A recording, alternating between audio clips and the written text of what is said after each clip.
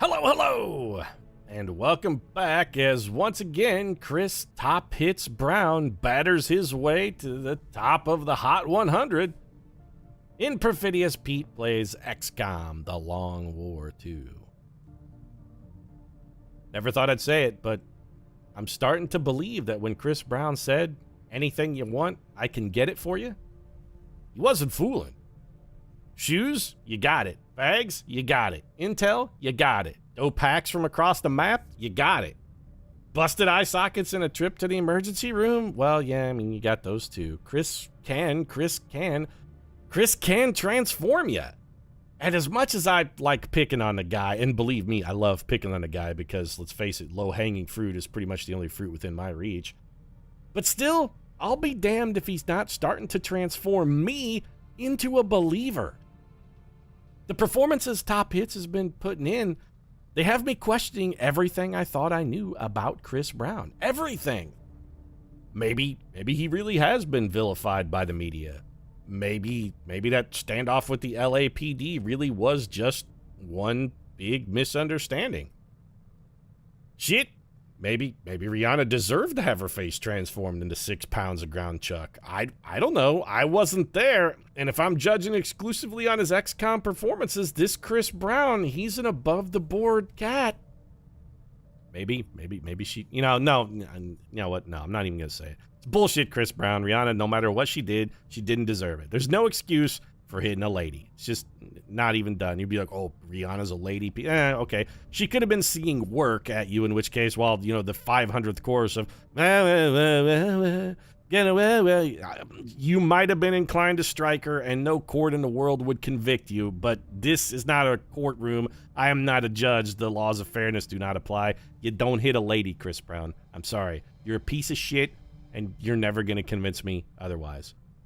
You're welcome to continue trying to convince me otherwise, because while I don't appreciate you as an individual, I do appreciate the service you've been doing for the XCOM project recently. So, you're never going to convince me, but keep trying. Because, hey, it's like they say, Chris Brown, it's not about the destination. It's all about the journey.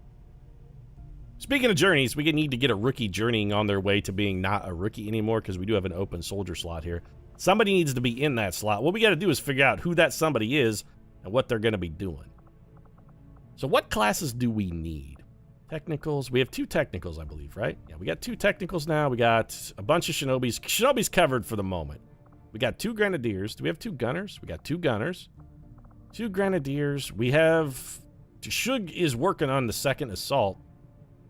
Do we just have the 1 Ranger? We just have 1 Ranger. Mark Big Hit Wahlberg is, in fact, our only Ranger, and arguably he's more of an Assault than a Ranger with an 18 foot speed and mostly shotgun talents. So we should definitely get another Ranger, but we also only have 1 Specialist. We gotta get another Specialist, though.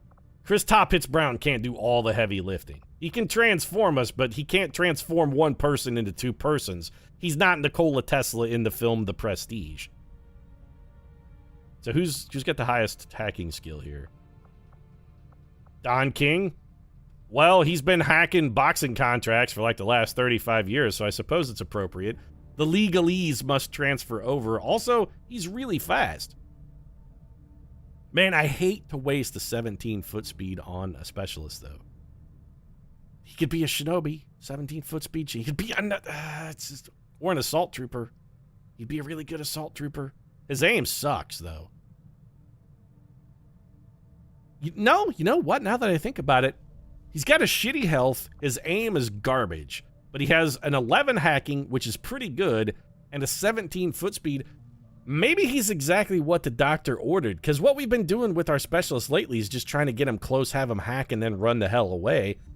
And I can't help but feel like Don King would be superlative in that regard. Oh, Pete, there's a thing or two Don King knows about giving a good stomping and then running like hell. How do you think I wound up as being boxing's greatest promoter instead of just inmate number 15609 from cell block 17? Only in America could a man like me hack his way to legal victory. Well, you know what, Don King? All right, I'll give you a shot at it. We could do a ranger here, train up, just find somebody with a really high aim and train him a ranger, but I really think like a specialist is vastly more important to the overall war effort. Plus, Suge Knight's going to be finishing his training very shortly anyway. Let's just get back to scanning. So Don King is in the pot stewing. And, well, speak of the devil, Suge Vroom Vroom Knight may arguably be the devil, but also has finished his assault training, which is fantastic. So he's got run and gun. This is good. Let's get, well, now we just need to, okay, let's find another soldier who has the highest aim of our rookies. Best aim is Tanya Master Plan Harding, really. All right. Christian Grab-Ass Slater does have a 69, and he will grab your ass in that 69, because Christian Slater is a considerate lover. But, I mean, 72 is better than 69. Tanya Harding is pretty mediocre. 14 foot speed, which is average. 4 health, average. Her defense is better than Christian Slater's, which is good for a ranger, because a lot of times she's going to be in maybe not great cover, doing a little Overwatch. I have no particular... Yeah, Tanya Harding, you're getting a call on this one. So let's go to the old... No, I don't want to view soldiers, though. I want to go to the GTS. There we go. Let's get Tanya Harding started. She's going to be a ranger.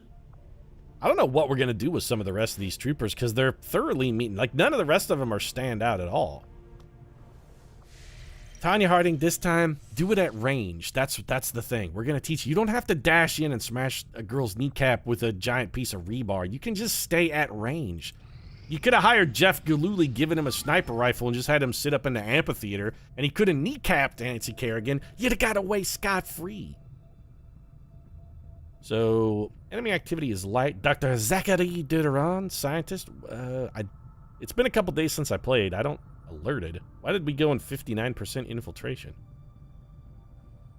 Even if we boost this, we could only get it to like, what, 86? Why did I pick this mission? Oh, no, wait, I remember. Zachary Durand is gonna die. Never mind. This is the one where we sent, like, just one man. This is just Jared Fogle, I think, right? Yeah, okay, I remember this one. This is not a bust a man out of the clink. This is an escort mission, and we had almost no time when it started. It's been like 2 days since I played XCOM, but it's coming back to me. This is just one man. Okay, this is, all right, Rebel Witch, then. Would be a great name for a band, but also... What are we gonna do here with Uncle Jared Fogle? Well, we're gonna give Zachary Durand the old French Connection maneuver. That was the French Connection, Pete. It's where we go in and, you know, make a token effort and then immediately capitulate. We've got our Maginot line, and in this case, our Maginot line is don't let the enemy see you at all. Make it to extraction completely unobserved. And when that fails, and it's going to fail because the aliens are just going to come detour through Belgium and go right around our fortified defenses. When that happens, our Shinobi, who will be stealth despite the revealed start, is just going to sit back and watch Durand die. We'll make an effort, but ultimately, I think he's going to probably wind up getting French Connectioned. Also, it gives me an excuse to make a reference to a really, really good Gene Hackman movie. And if you haven't seen The French Connection, do yourself a favor. Check it out. It's badass.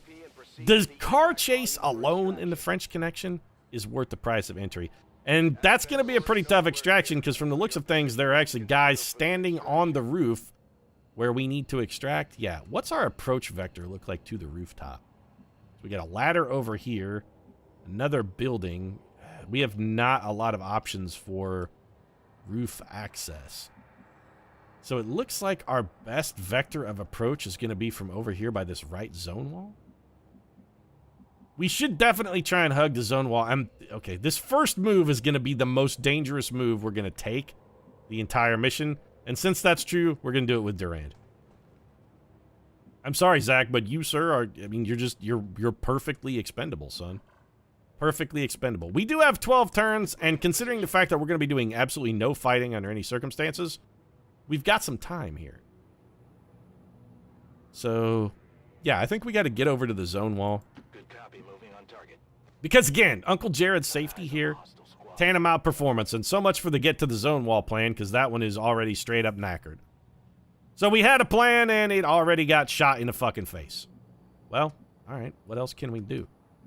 You will be unobserved over here, Durand. All right, I guess we can have you start moving towards extraction. Again, if I have to leave this man to die, He is French. He's expecting it, right? I mean, he knows we're gonna. Oh, wait a minute. Don't come any closer over this way. I don't want you spotting my boy. They spot. No, they didn't. Okay. So for a second there, I thought he got spotted. He, in fact, did not. All right, Uncle Jared, you should at least keep pace with this guy, so we can use you to keep an eye on the enemy and tell us which tiles are gonna get Zachary busted. Like Don King. This vigilance thing that the aliens have going, and it is important to note the aliens do currently have the vigilance buff working. Well, what if we just stay like all the way around here and go behind this building? Aliens do currently have the vigilance dark event working, so they've got some bonus detection radius. There's not really anything we could do about that because it's not like we had an opportunity to thwart it. They just straight up got it, but it is objectively a problem for us, especially on a mission like this. I think, though, as long as we sort of try and stick to the zone walls and stay small, our goal should just be to try to get closer to our objective without causing ourselves undue stress and worry. I don't like running around this corner blind. We can't do it with Duran, though. Right? Moving to designated position. We had light enemy resistance, which means we should have like a maximum of... what do we got? One pod over here that's already discovered. So we should be looking at like a maximum of 3 pods. It's just one of them is going to be fairly big. Up to this corner. Now. And we're still grinning. Durand is still unobserved. Like the cheese and wine, Pete, I can... you know what? I was trying to make a joke about how Frenchmen are the superlative infiltrators, but then I couldn't come up with anything. The joke fell completely apart, Pete. You're not a funny man. What can I say? So we don't have to get that much closer. Durand is really slow. At some point, I assume Durand is going to be making like his final moves under duress. Excuse me? Unbelievable. Just don't pop Uncle Jared's cover. Durand is theoretically as safe as we could possibly make him, considering he's in the back of a truck. Don't blow Uncle Jared's cover until we've got him close enough to extract... Oh, don't spot. He's going to get spotted. Don't spot Uncle Jared. No! Don't blow my concealment.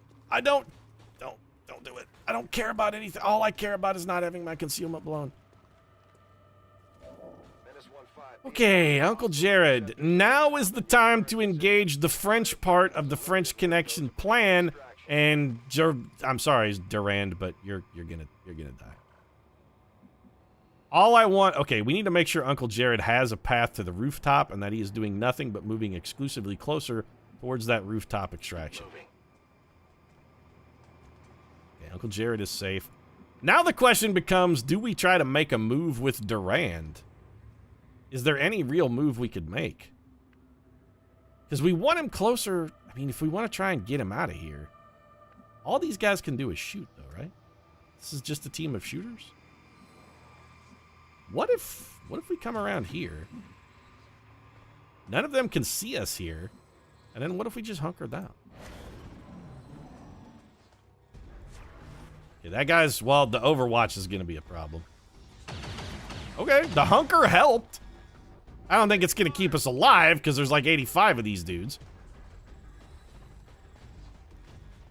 It did... I think it did help, though. Somebody's shooting at him from really far away. I'm under fire.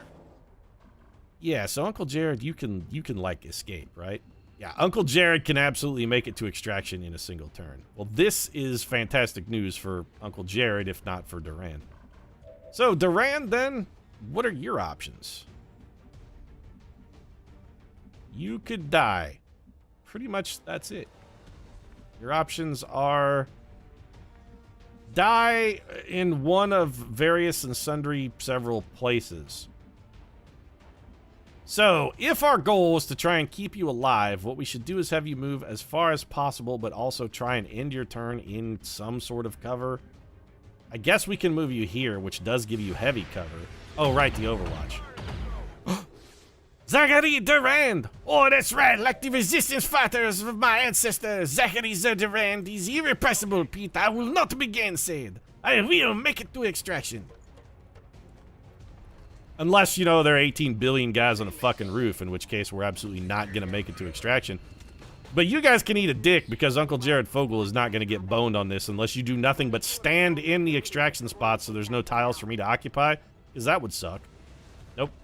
All right, well. Yep. Uncle Jared, I think you summed that one up perfectly, buddy. You were, in fact, just fucking in time. Well, Durand, I'm sorry, bro, but you're getting French connectioned all to hell. Yeah, you're fucked. Full cover doing its work, though. We're gonna get, I think we're gonna wind up getting, oh, never mind. I was gonna say we're gonna get really close, but nope, that stun lancer, wow, never mind. We're done. That's it.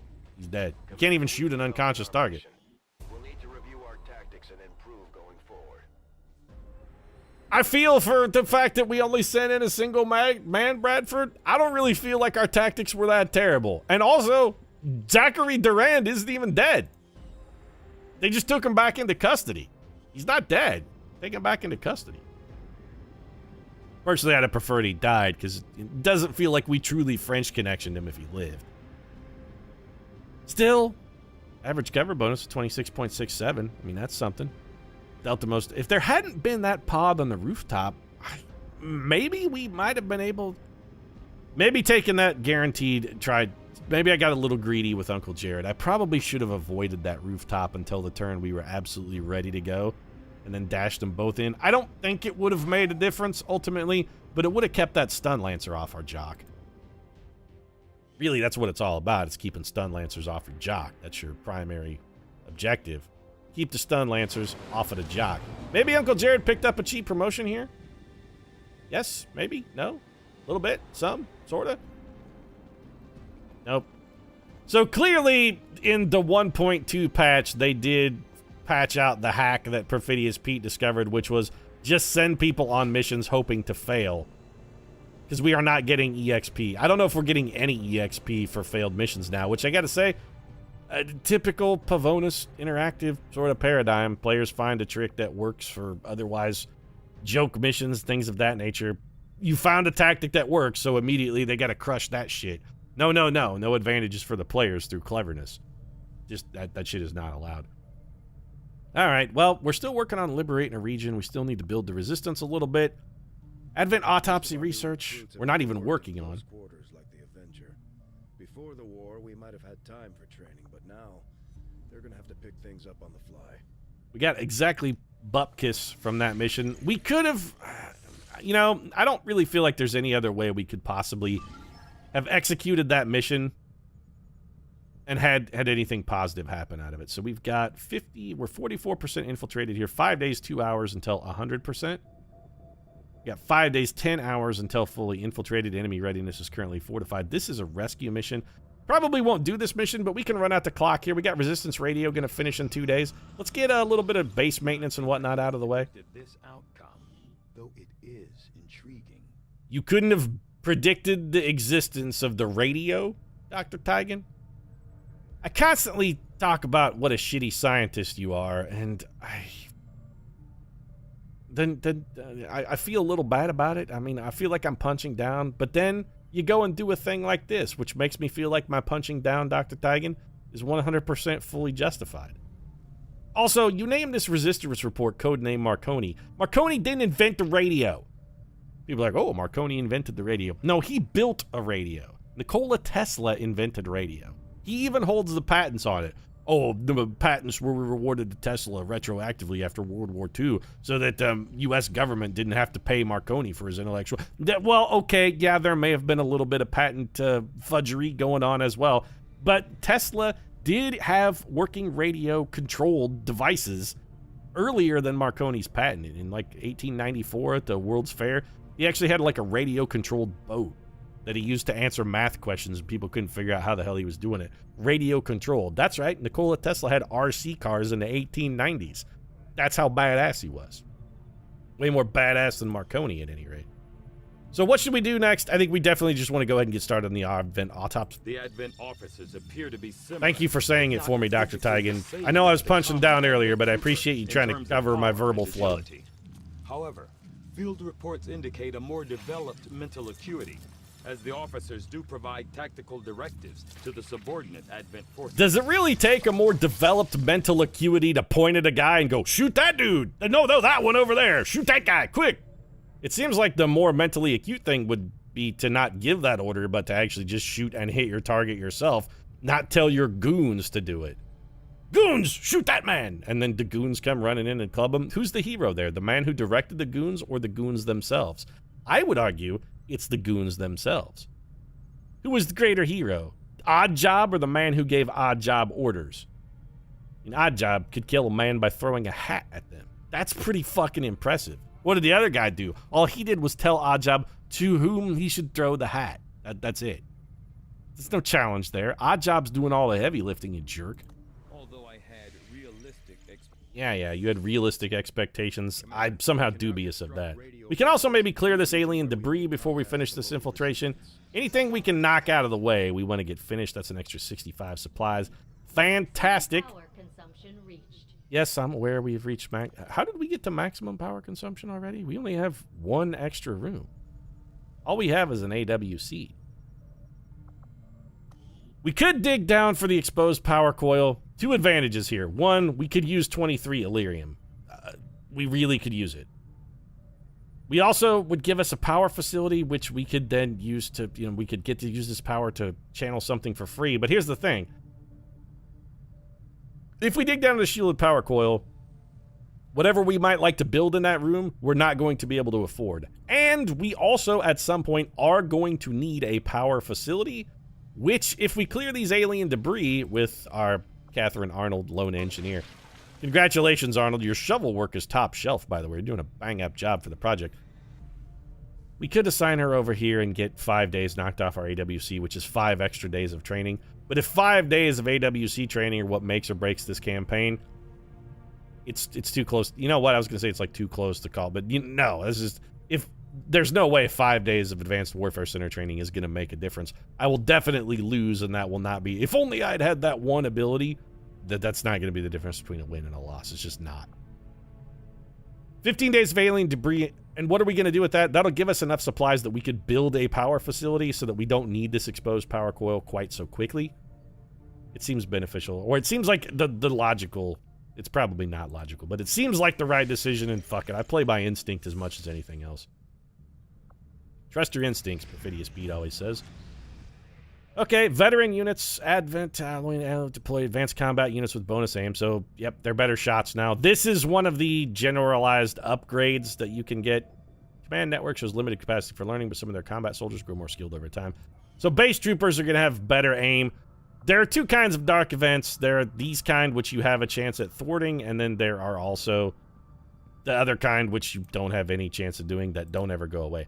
Vigilance, as I understand it, this is an active dark event that will eventually expire for us. If this lasts the rest of the campaign, well then just fuck Pavonis in the ear, because that's retarded. The Hunter's Instincts and the veteran units, these kind of things lasting for a long time. This is basically the aliens doing research and getting progressively more powerful. These, I believe, eventually expire. They damn well better, because if they don't, that's just intrinsically terrible game design. It's just objectively bad. I don't know why I left the scanning room. I actually wanted to go back to scanning. We'll probably scan this up to 100%, and whatever we can get done between then and now, we'll do that before we call it an episode. Okay, we can set up another mission. What do we got? 3 days, 14 hours. Rescue a VIP from an Advent cell. This is a liberation mission. Rescue a defector. We've got light to moderate enemy activity. Jessica Arnold, engineer. We desperately need an engineer. I mean, we're definitely going on this mission. We've got to have another engineer. We really could use one. And two, rescue missions are one of the things that Shinobis are really good at. So how do we want to prosecute our rescue mission? This then becomes the question. Two ways we could do it. We could send in just Shinobi. Uncle Jared, you have Ghostwalker now, right? You do. What if we send you? That puts us at 2 days, 10 hours. Fantastic. What if we also send Tim, Koki, Smurf, Allen? 2 days, 2 hours. What if we were then what if we did like all Shinobis? We have another one? No, we don't. My dream of the all Shinobi mission, one day it will come true. What if we sent in Chris Toppitz Brown? That puts us over the limit. By 6 hours, though. What if we take Tim Allen back? What if we just send Uncle Jared and top hits? That puts us over by 3 hours. I don't want to be over. We got to get 3 hours back. There's got to be a way I can get 3 hours. There's got to be something we can do from a loadout perspective that will give us 3 hours. Something. There's got to be something. He already has an SMG. What if we get rid of that smoke grenade?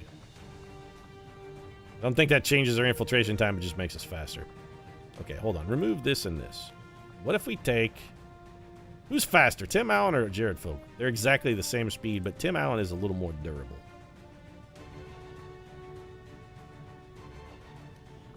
So does Uncle Jared add effectively nothing? Why is this suddenly higher?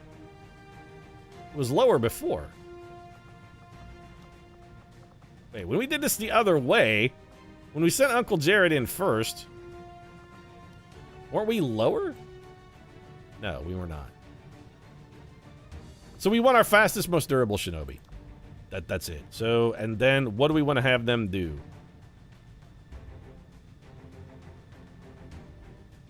A Shinobi is all we're going to get. I don't want to go in this with any kind of penalty. Light moderate means we're already looking at a lot of people. Maybe this is a mission that it would be worth boosting. This is part of our liberation chain.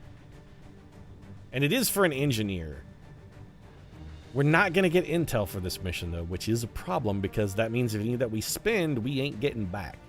Also, we're only going to get, what, 1 day, 7 hours out of this, roughly? No, we'll get... Well, we're going to get 24, so we're going to get 36 hours off the 3 days. Which would put us at about a total of 5 total days of infiltration. If we boost it... If we're going to boost it, I would rather send a Grenadier then. Do we have a Grenadier? How do I not have an available Grenadier? Are they all on missions? On a mission? They're all infiltrating already. Well, son of a bitch. We could send a technical. We could send Courtney on Empty Love. I'm just trying to think of who we could have that could blow a hole in a wall. Also, if shit gets nasty and we do need to get loud, a technical would not be disuseful in that respect. Courtney Love is faster than Randy Quaid. What's she do to our infiltration time? Not anything too horrific. So if we then send Uncle Jared as well. Alternatively, we could send Reese Witherspoon. No, Reese, you're too slow. So we send these guys in. We're going to need to... Okay, we're going to need to change your gear a little bit here. So you're going to get revealed if the shit hits the fan. I would really just prefer you be... You know what? No. I'm thinking too much about blowing holes in the wall. We're sending Chris Top Hits Brown. And I think we just boost it. If we come in boosted on this, we're going to have a infiltration bonus. Can I do both? Oh, I could do both. No, because that's 4 days, 4 days, 16 hours, actually, we would still be coming in under the wire. I want to give Top Hits a smoke grenade. He's fast. Courtney Love is fast. This should be actually a shapes charge. Do we not have another shape charge? Oh, well, we need another shape. Where are all my shape charges? Get rid of this. I really don't have another shape charge. Well, we're going to fix that. I'm just going to build one. Give me another shape charge. What do they cost? Just 10 supplies. I have 2 and they're both deployed. Well, I don't care. I'm spending 10 supplies on the third one then because these things are too useful. This gives us a lot of options for how we're going to come at it. And if we are going to boost the mission anyway, god damn it. No, this is not what I want. I want to go back in here. Please give me back. Of course not. I mean, that would be convenient. So Courtney Love, Top Hits, and then Team Shinobi with Tim Koki Smurf Allen and Uncle Jared Fogel. This is the team. I think they can do it. I think they've got the soup to get us extracted. Infiltration mission, concealed start. 12 turns to extract with fixed evac. If anybody can do it, this team is the team that can. We got this. Let's go. I'm feeling good. Top Hits. Once again, it's time for you to batter your way to the top 100. We need this one, dog. We need it. Also, I think I probably need to wrap this episode up.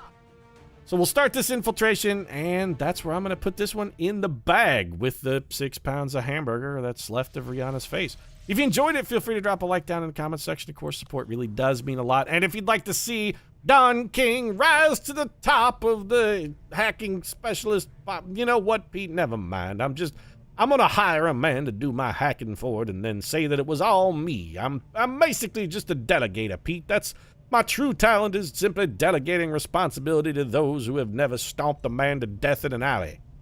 That's what I do. Okay, fine. We're done. Is this, by the way, what is this on the floor here? Are these like exercise mats or is that carpet?